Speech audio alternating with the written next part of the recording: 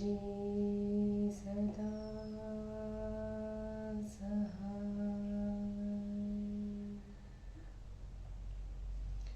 जय गुरुजी। अथ श्री वामन पुराणं शतचत्वारिंशोऽध्यायः। सनत्कुमार उवाच।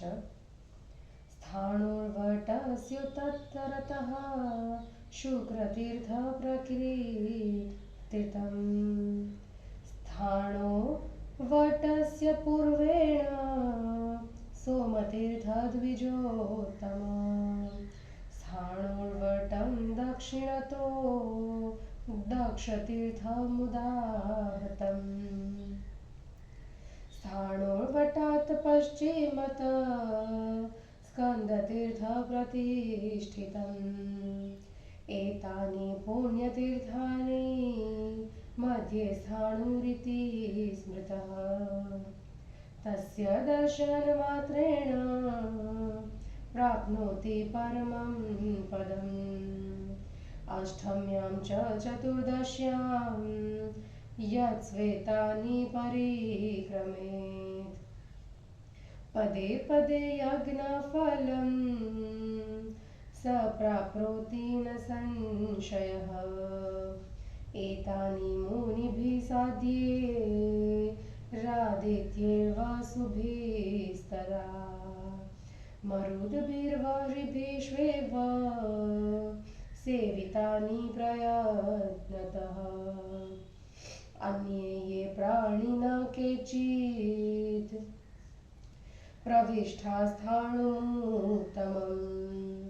सर्वपापविनिर्मुक्ता प्रयान्ति परमां गतिम्। अस्ति तत्सन्निधौ लिङ्गं देवदेवस्य शूलिनः। उवाचलिङ्गरूपेण हरपार्श्वनमुञ्चति। तस्य दर्शनमात्रेण सिद्धिं प्राप्नोति मानवः। वटस्य उत्तरे पार्श्वे तक्षकेण महात्मना प्रतिष्ठितं महालिङ्गं सर्वकामप्रदायकम्। वटस्य पूर्वदिग्भागे विश्वकर्म कृतं महत् लिङ्गं प्रत्यन्दमुखं द्रष्टा सिद्धिमाप्नोति मानवः। तत्रैव लिङ्गरूपेण स्थिता देवी सरस्वती। प्रणम्य तां प्रयत्नेन बुद्धिं मेधां च विन्दति। वटपार्श्वे स्थितं लिङ्गं ब्रह्मणा तत् प्रतिष्ठितं। दृष्ट्वा वटेश्वरं देवं प्रयाति परमं पदम्। ततः स्थाणुवटं दृष्ट्वा कृत्वा चापि प्रदक्षिणीकृता तेन सप्तद्वीपा वसुन्धरा। स्थाणो पश्चिमदिग्भागे नकुलीशो गणः स्मृतः। तमभ्यर्च्य प्रयत्नेन सर्वपापे प्रमुच्यते। तस्य दक्षिणदिग्भागे तीर्थरुद्रकरं स्मृतम्। तस्मिन् स्तं सर्वतीर्थे स्नातो भवति मानवः। तस्य चोत्तरदिग्भागे रावणेन महात्मना प्रतिष्ठितं महालिङ्गं गोकर्णनाम्ना मतः। उषाधमासे या कृष्णा भविष्यति चतुर्दशी। तस्यां योर्चति गोकर्ण तस्य पुण्यफलं शृणु। कामतो वापि यतः पापं तेन सञ्चितं। तस्मादविमुच्यते पापात् पूजयित्वा हरं शुचिः। कौमारब्रह्मचर्येण यत्पुण्यं प्राप्यते नरे तत्पुण्यं सकलं तस्य अष्टम्यां योर्चयेत् शिवम्। यदिच्छेत परं रूपं सौभाग्यं धनसम्पदः कुमारेश्वरमाहात्म्यात् सिद्धते नात्र संशयः। तस्य चोत्तरदिग्भागे लिङ्गं पूज्य विभीषणः अजरश्वामरश्वैव कल्पयित्या बभूवः।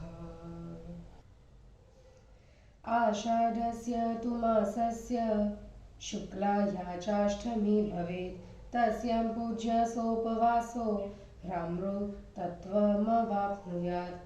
हरेण पूजितं लिङ्गं तस्मिन् स्थाने द्विजोत्तम तं पूजयित्वा यत्नेन सर्वकामानवाप्नुयात्।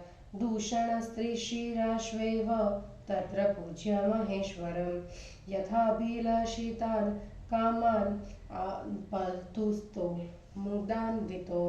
चैत्रमासे सिते पक्षे यो नरस्तत्र पूज्यते तस्य तो वरदो देवो प्रयच्छेते विवाचितं। स्थाणोर्वटस्य पूर्वेण हस्तिपादेश्वरः शिवः तं दृष्ट्वा मुच्यते पापेऽन्यजन्मनि सम्भवेत्। तस्य दक्षिणतो लिङ्गं हारितस्य ऋषे स्थितं यतः प्रणम्य प्रयत्नेन सिद्धिं प्राप्नोति मानवः। तस्य दक्षिणपार्श्वे तु वापितस्य महात्मनः लिङ्गं त्रैलोक्यविख्यातं सर्वपापहरं शिवं कंकालरूपिणा चापि रुद्रेण सुमहात्मना प्रतिष्ठितं महालिङ्गं सर्वपापप्रणाशनं। भुक्तिदं मुक्तिदं प्रोक्तं सर्वकिल्बिषनाशनं। लिङ्गस्य दर्शनात् चैव अग्निष्ठोमफलं लभेत्। तस्य पश्चिमदिग्भागे लिङ्गं सिद्धप्रतिष्ठितं सिद्धेश्वरं तु विख्यातं सर्वसिद्धिप्रदायकं। तस्य दक्षिणदिग्भागे मृत्कण्डेन महात्मना तत्र प्रतिष्ठितं लिङ्गं दर्शनात् सिद्धिदायकं। तस्य पूर्वे च दिग्भागे आदित्येन महात्मना प्रतिष्ठितं लिङ्गवरं सर्वकिल्बिषनाशनं। चित्राङ्गदस्तु गन्धर्वो रम्भा चाप्सरसाम्भरा परस्परं सानुरागो स्थाणुदर्शनकाण्डक्षिणो। दृष्ट्वा स्थाणुं पूजयित्वा सानुरागो परस्परम् आराध्य वरदं देवं प्रतिष्ठाप्य महेश्वरं। चित्राङ्गदेश्वरं दृष्ट्वा तथा रम्भेश्वरं द्विज। सुभगो दर्शनीयश्व कुले जन्म समाप्नुयात्। तस्य दक्षिणतो लिङ्गं वज्रेण स्थापितं पुरा। तस्य प्रसादात् प्राप्नोति मनसा चिन्तितं फलम्। पराशरेण मुनिना तथैवाराध्य शङ्करं प्राप्तं कवित्वं परमं दर्शनाच्च करस्य च। देवव्यासेन मुनिसा आराध्य परमेश्वरं सर्वज्ञत्वं ब्रह्मज्ञानं प्राप्तं देवप्रसादतः। स्थाणुपश्चिमदिग्भागे वायुना जगदायुना प्रतिष्ठितं महालिङ्गं दर्शनात् पापनाशनं। तस्यापि दक्षिणे भागे लिङ्गं हिमवतेश्वरं प्रतिष्ठितं पुण्यकृतां दर्शनात् सिद्धिकारकम्। तस्यापि पश्चिमे भागे कार्तवीर्येण स्थापितं लिङ्गं पापहरं सद्धो दर्शनात् पुण्यमाप्नुयात्। तस्याप्युत्तरदिग्भागे सुपार्श्वे स्थापितं पुनः आरभ्य हनुमां शाप सिद्धिं देवप्रसादतः। तस्यैव पूर्वदिग्भागे विष्णुना प्रभविष्णुना आराध्य वरदं देवं चक्रं लब्धं सुदर्शनं। तस्यापि पूर्वदिग्भागे मित्रेण वरुणेन च प्रतिष्ठितो लिङ्गवरो सर्वकामप्रदायको। एतानि मुनिभिः साध्यैरादित्यैर्व सुभिस्तथा सेवितानि प्रयत्नेन सर्वपापहराणि वे। सर्वलिङ्गस्य पश्चात्तु ऋषिभिस्तत्त्वदर्शिभिः प्रतिष्ठितानि लिङ्गानि येषां संख्या न विद्यते तथा रतरतस्तस्य यावदुद्धवती नदी। सहस्रमेकं लिङ्गानां देव पश्चिमतः स्थितं। तस्यापि पूर्वदिग्भागे बालखिल्यैर्महात्मभिः प्रतिष्ठाता रुद्रकोटिर्या वस्तं निहितं सरः। दक्षिणेन तु देवस्य गन्धर्वैर्यक्षकिन्नरैः प्रतिष्ठितानि लिङ्गानि येषां संख्या न विद्यते। तिस्रः कोट्योर्धकोटि च लिङ्गानां वायुरब्रवीत्। असंख्याताः सहस्राणि ये रुद्रास्थाणुमाश्रिताः। एतज्जात्वा श्रद्धानः स्थाणुलिङ्गं समाश्रयेत्। यस्य प्रसादात् प्राप्नोति मनसा चिन्तितं फलम्। अकामो वा सकामो वा प्रविष्टः स्थाणुमन्दिरं। विमुक्तः पातकैर्घोरे प्राप्नोति परमं पदम्। चैत्रमासे त्रयोदश्यां दिव्यनक्षत्रयोगतः शुक्रार्कचन्द्रसंयोगे दिने पुण्यतमे शुभे प्रतिष्ठितं स्थाणुलिङ्गं ब्रह्मणा लोकधारिणा ऋषिभिर्देवसन्धेव पूजितं शाश्वती समः। तस्मिन् काले निराहारा मानवाश्रद्धयान्विताः पूजयन्ति शिवं ये वे ते यान्ति परमं पदं। तदारूढमिदं ज्ञात्वा ये कुर्वन्ति प्रदक्षिणं प्रदक्षिणीकृता तेस्तु सप्तद्वीपा वसुन्धरा।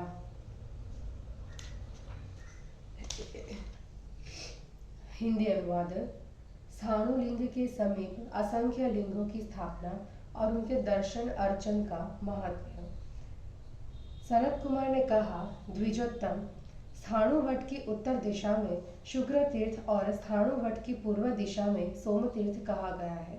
स्थाणुवट के दक्षिण दक्ष तीर्थ एवं स्थाणुवट के पश्चिम में स्कंद तीर्थ स्थित है। इन परम पावन तीर्थों के बीच में स्थाणु नाम का तीर्थ है। उसका दर्शन करने मात्र से परम पद मतलब कि मोक्ष की प्राप्ति होती है। जो मनुष्य अष्टमी और चतुर्दशी को इनकी प्रदक्षिणा करता है वह एक एक पग पर यज्ञ करने का फल प्राप्त करता है, इसमें कोई संदेह नहीं है। मुनियों, सांध्यों, आदित्यों, वसुओं, मरुतों एवं अग्नियों ने इन तीर्थों का यत्न पूर्वक सेवन किया है।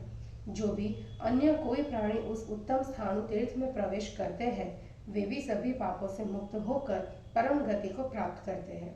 उसी के निकट त्रिशूल धारण करने वाले देव भगवान शंकर का लिंग है। उमा देवी वहां पर लिंग रूप में रहने वाले शंकर जी के पास में ही रहती है। वे उनकी बगल से अलग नहीं होती। उस लिंग के दर्शन करने मात्र से मनुष्य सिद्धि को प्राप्त करता है। वट के उत्तरी भाग में महात्मा तक्षक ने सभी कामनाओं को सिद्ध करने वाले महालिंग को प्रतिष्ठित किया है। वट की पूर्व दिशा की ओर विश्वकर्मा के द्वारा निर्मित किया गया महान लिंग है। पश्चिम की ओर रहने वाले लिंग का दर्शन कर मानव को सिद्धि प्राप्त होती है। वहीं पर देवी सरस्वती लिंग रूप से स्थित है। मनुष्य उन्हें प्रयत्न पूर्वक प्रणाम कर बुद्धि एवं तीव्र मेधा प्राप्त करता है। वट की बगल में ब्रह्मा के द्वारा प्रतिष्ठापित वटेश्वर लिंग का दर्शन करके मनुष्य परम पद को प्राप्त करता है। तत्पश्चात जिसने स्थाणुवट का दर्शन और प्रदक्षिणा कर ली, उसकी वह मानो सातों द्वीप वाली पृथ्वी की हुई प्रदक्षिणा हो जाती है। स्थाणु की पश्चिम दिशा की ओर नकुलेश नाम के गण स्थित है। विधि पूर्वक उनकी पूजा करने वाला मनुष्य सभी प्रकार के पापों से छूट जाता है। उनकी दक्षिण दिशा में रुद्रकर तीर्थ है।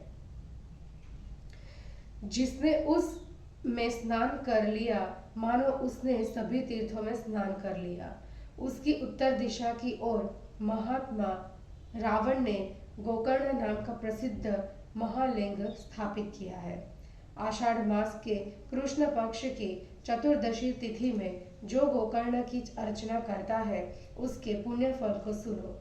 यदि किसी ने अपनी इच्छा या अनिच्छा से विपाक संचय कर लिया है, तो वह भगवान शंकर की पूजा करके पवित्र हो जाता है और वह संचित पाप से छूट जाता है। जो अष्टमी तिथि में शिव का पूजन करता है, उसे कोमर अवस्था में ब्रह्मचर्य पालन से जो फल प्राप्त होता है, वह संपूर्ण पुण्य फल उसे प्राप्त होता है। यदि मनुष्य उत्तम सौंदर्य, सौभाग्य या धन संपत्ति चाहता है, तो कुमारेश्वर के महात्म्य से उसे निस्संदेह उस सब की सिद्धि प्राप्त होती है। उनके उत्तर भाग में विभीषण ने शिवलिंग को स्थापित कर उसकी पूजा की, जिससे वे अजर और अमर हो गए। आषाढ़ महीने के शुक्ल पक्ष की अष्टमी तिथि को उपवास रहकर उसकी पूजा करने वाला मनुष्य देवत्व प्राप्त कर लेता है। द्विजोत्तमों, खर ने वहां पर लिंग की पूजा की थी।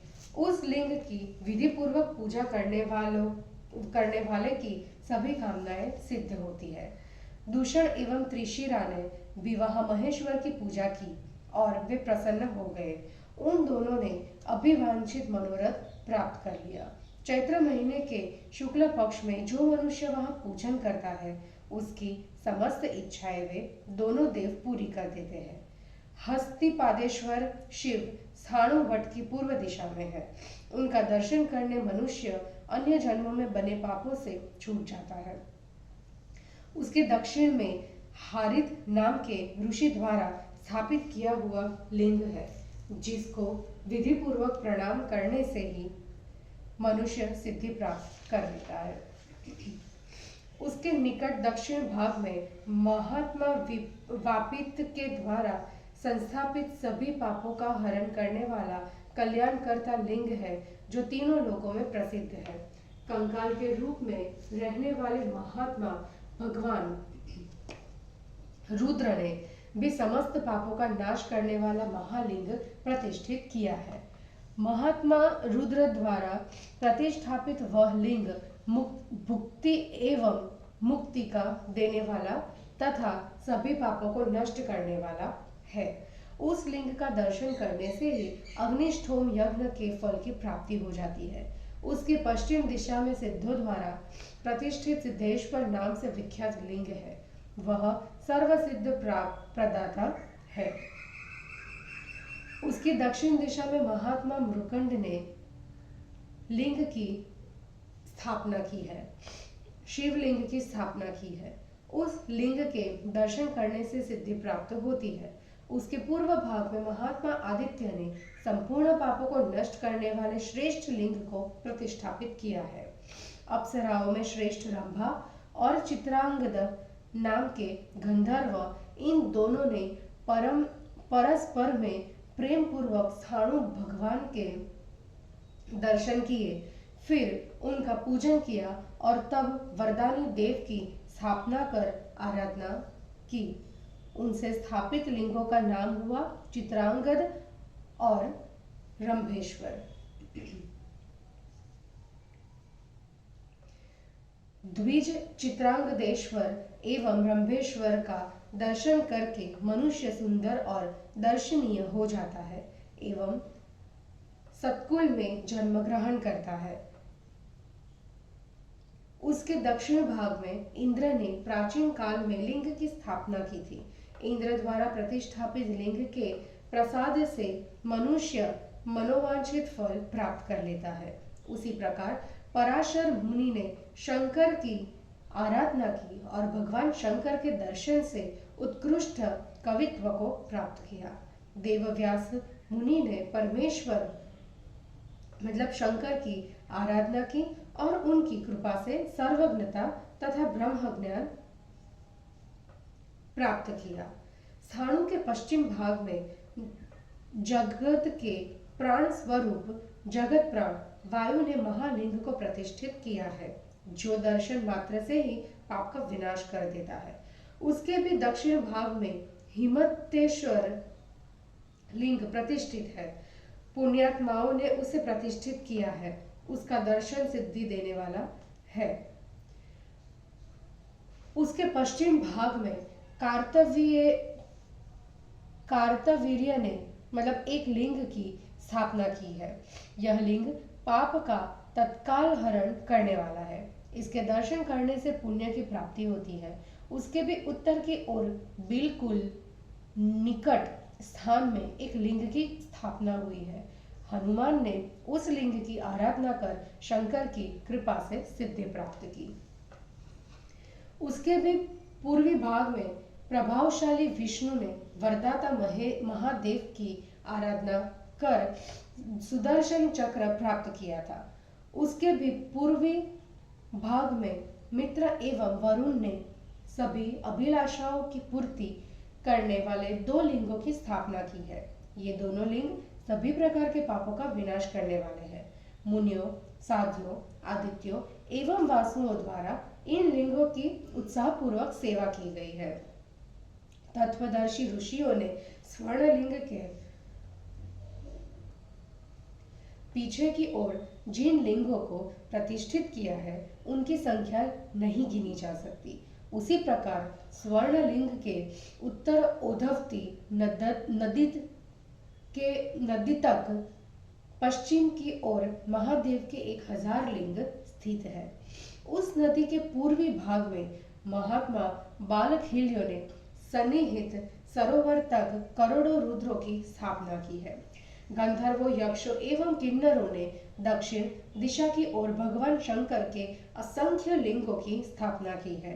वायु का कहना है कि 3.5 करोड़ लिंगों की स्थापना हुई है। स्थाणु तीर्थ में अनंत सहस्त्र रुद्र लिंग विद्यमान है। मनुष्य को चाहिए कि श्रद्धा के साथ स्थाणु लिंग का आश्रय ले। इससे स्थाणु लिंग की दया से मनोवांछित फल मिलता है।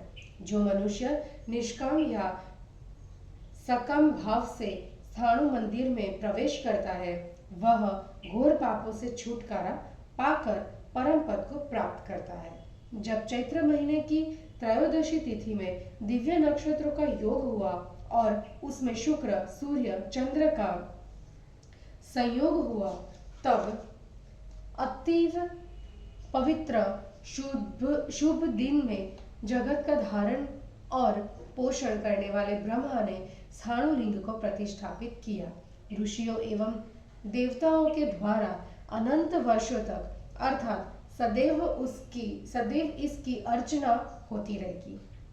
जो मनुष्य उस समय निराहार रहते हुए व्रत करके श्रद्धा से शिव की पूजा करते हैं, वे परम पद को प्राप्त करते हैं। जिन मनुष्यों ने स्थाणु लिंग को शिव से आरूढ़ मतलब निविष्ट मानकर उसकी प्रदक्षिणा की, उन्होंने मानो 7 द्वीप वाली पृथ्वी की प्रदक्षिणा कर ली। इस प्रकार श्री वामन पुराण में 46वां अध्याय समाप्त हुआ। जय गुरु जी।